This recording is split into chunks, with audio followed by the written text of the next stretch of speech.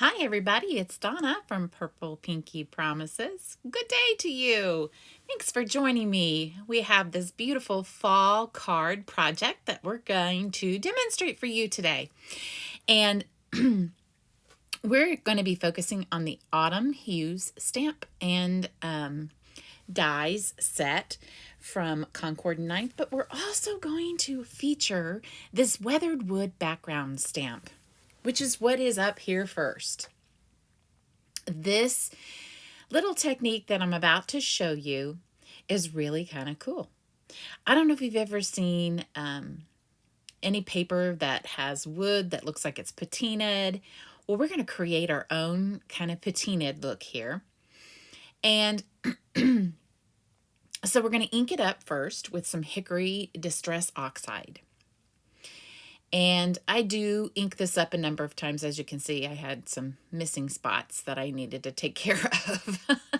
I didn't ink that up quite as much, so I inked it up a few times and did that to my satisfaction.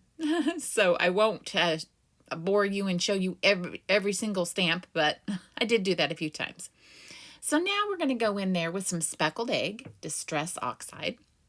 And I am actually using the mini domed ink blending foam to kind of smooth that out so that you don't have lines and things like that on there. So I just kind of chunk it on the stamp, and then I blend it out so that it looks like it's a little nicer. And here it is. So you've got a two-toned look of wood. Now, later on, you'll see I end up inking this up again with some more Hickory Smoke, and it covered up more of the blue than I wanted to. So later in the video, I'm going to demonstrate some things for you with this stamp set. So stay tuned for that. I got a really pretty, it turned out really pretty. It was really bright and patinaed, and I'll share the colors I used for that. All right, here we are with the Autumn Hues stamp set. And using this sentiment, my favorite color is autumn.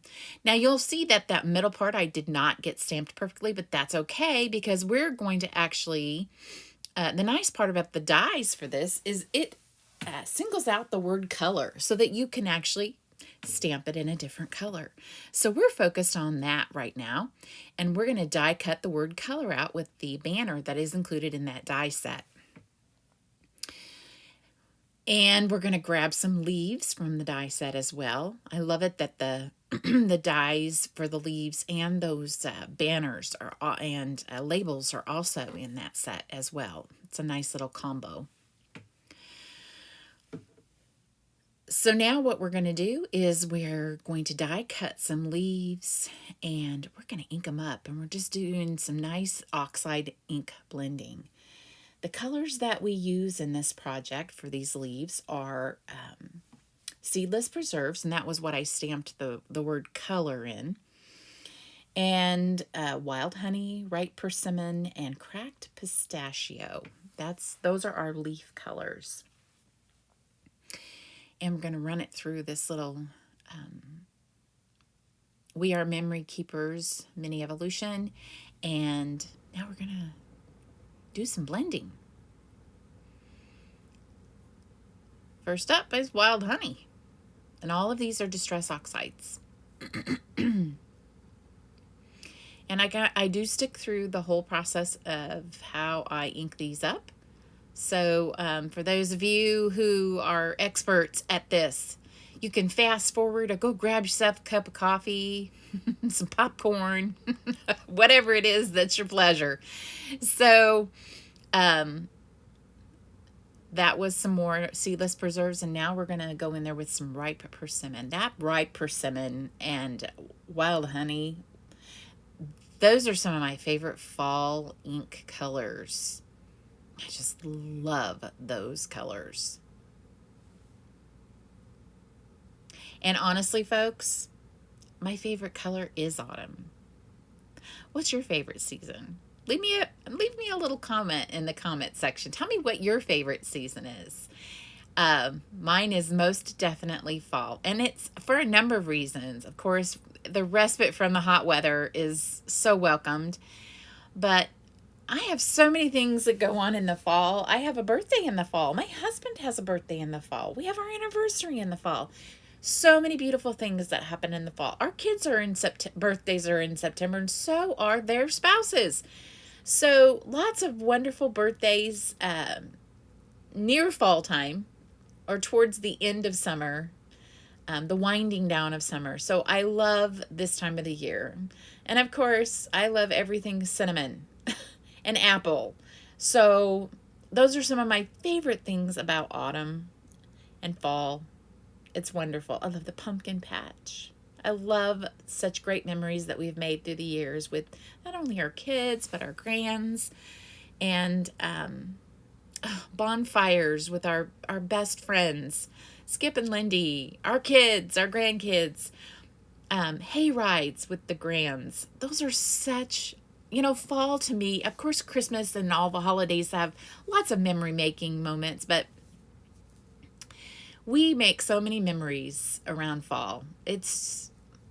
Fall is loaded with memories for us. So it is my favorite. Totally my favorite. Okay, so we're about winding down on this. And just a word of warning, those oxides stay wet for a little bit, so you do need to give them a little bit of time to dry. I do love that it does give a little bit of a softer look. The oxides do give a chalkier, softer look, and that's totally what I was going for in this card. So here's where I ink this up because I didn't really want the starkness of white. Just a little tip, you could do a little tone on tone if you a light gray cardstock to avoid this issue, and then you could get more patina blue out of this if you wanted to. Now, right now it doesn't look like I've covered up too much of my gray, but once it started to dry, it seemed, and plus the fact that most of that blue is in the middle, I covered it up with the sentiment. So I was a little disappointed that it didn't my project didn't end up having more blue. So that's why I went ahead and did that little demo. I was wanting to have another background for another card that really showcased that multi-color look. So here we are with our sentiment that gives it a pop of color. And I just pop that up with that double-sided foam tape, which is really not very thick at all, and it's perfect for stuff like this. I didn't want to give it too much pop, but just a little bit of pop, and it was perfect. And just a reminder, if you're new here, I always make sure that I leave a list of products that have been used for the video in the description.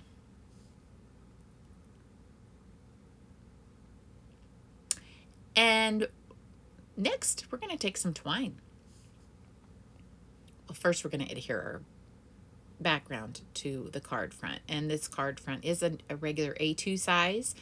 It's 4 1/4 by 5 1/2 once it's folded. And this would have been cute if I had run that through with a stitched die, but I didn't do that because it would have been cute because that sentiment is cute. I thought of that after I had done this project, but yeah, there's.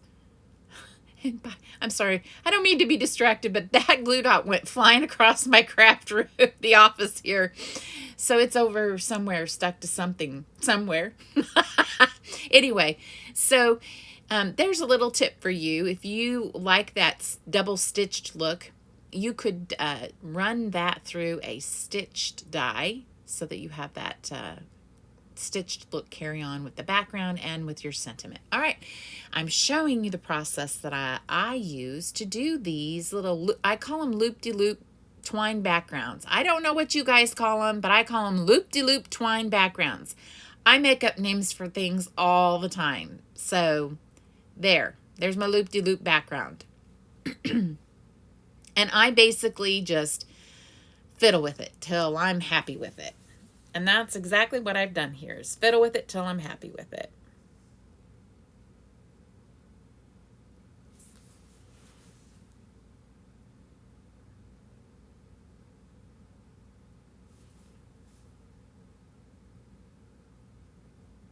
The nice part about using the glue dots is that you can just go ahead and pop those glue dots down on your twine to kind of get them to stay where you want. And you'll see here, I just put some double-sided foam adhesive exactly where I want it inside those loops so that it'll catch my sentiment. And then I put glue on the back of my sentiment, and it just kind of catches it all the way around.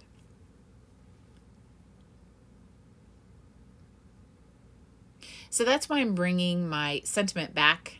I kind of line it up to make sure no glue dots are showing, and I love what happened here. It was a little happy moment there where it looks like it's actually twisted. I actually purposely twisted it inside out, inside of each other there. But it's actually a little trick underneath. It looks that way on the outside. It's covered up with the sentiment, and it looks really cool.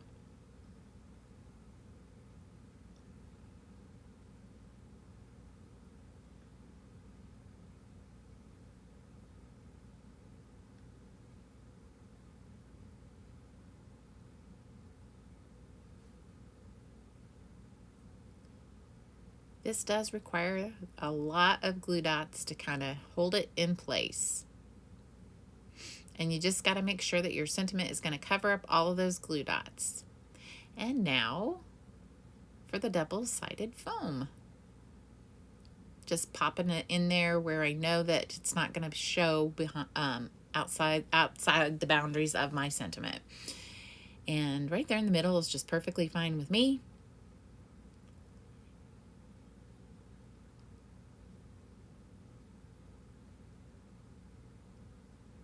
And there goes the glue. It's going to catch my twine along the outside edges, and it'll hold it in place. So it's not going to go anywhere. Yay! Happy.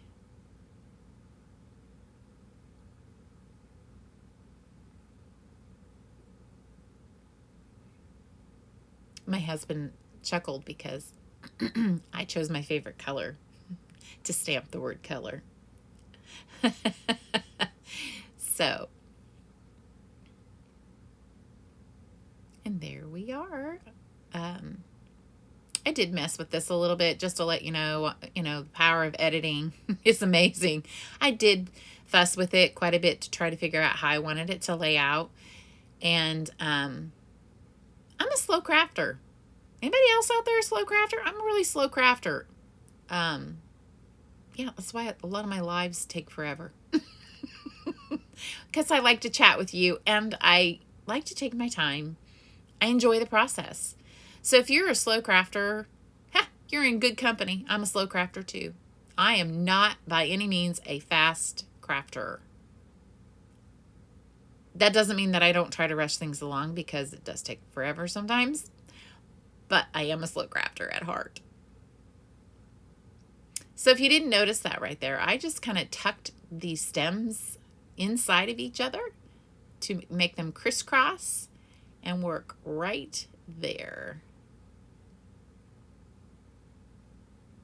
That was the leaf that really took me the longest to try to figure out what I was going to do with, but I ended up liking where it landed, so it works.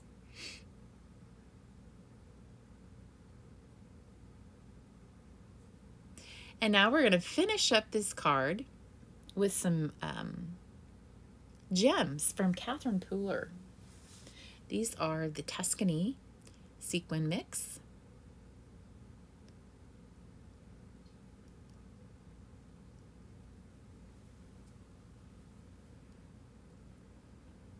And voila, we have a card, guys. I most certainly appreciate everybody that has given us some love by subscribing to our channel, leaving a comment, giving us a like. Even if you share, that's awesome. So thank you so much for that. Now, next we're going to move into just a really quick little demo of a background that has a little more patina. And here I'm going to give you a little tip. You ever have trouble getting those, getting that acetate off of your big stamps or any of your stamps? Pop it onto your stamping platform. And that way you don't run the risk of stretching it. So there's your little tip for that. So once again, I'm inking this up with Hickory Smoke Distress Oxide. Stamping it. And by the way, folks, I have the cheap little tool there. It's that Crayola eraser that actually belonged to one of my kids when they were little. Yes, we still have that stuff floating around in our house. We used to homeschool, and so I had that floating around, and I thought, that's perfect for my Misty, for my Stamparatus, to just move it around when I need to. Okay, I just showed you that I used some brushed corduroy Distress Oxide to kind of give it a little bit of a rusty look. You could use a more orange, like Rusty Hinge or something like that, but I decided this brushed corduroy was exactly what I was going for. And I gave you the, hold on a minute, I forgot to do something. Yes, the point of this little demo was to stamp it in Hickory Smoke and then ink it up in Hickory Smoke to kind of get rid of that white, that stark white background. The point was to show you, okay, go ahead and ink it up and then blend in that background to kind of get rid of that stark white. And after you do that, go in with color, another color, layer it in with some other colors. So we'll take it back to the Misty and add some more brushed corduroy. I was glad I remembered. Oh, wait a second, I forgot. That was that. One moment, please. Let's pause for the stamping moment that I messed up. Okay. All right, here we go. Blending it back up.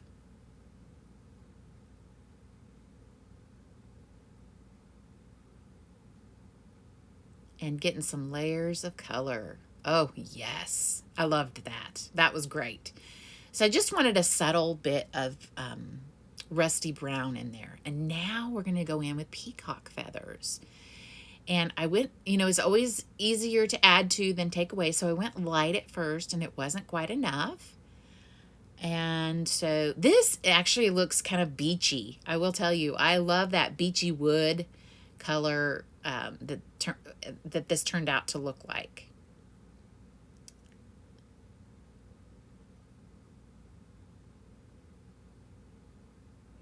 And it needs more blue. It just needs more and more. So I decided, oh, okay, we're going to get a little more brave. We're going to put a little more Peacock Feathers on there. And this is also Distress Oxide.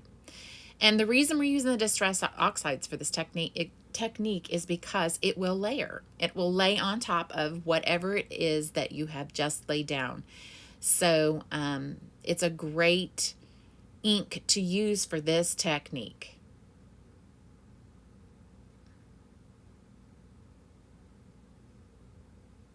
And I'm going to give you a close-up look at how lovely that turned out. Yay! Very happy with it. All right. Now I'm going to say goodbye again because that's just part of deaf culture. I grew up with deaf parents, so we say goodbye forever and ever, and it goes on and on. Anyway, goodbye, everybody, and thanks for joining me today. Have a blessed rest of your day. Bye-bye.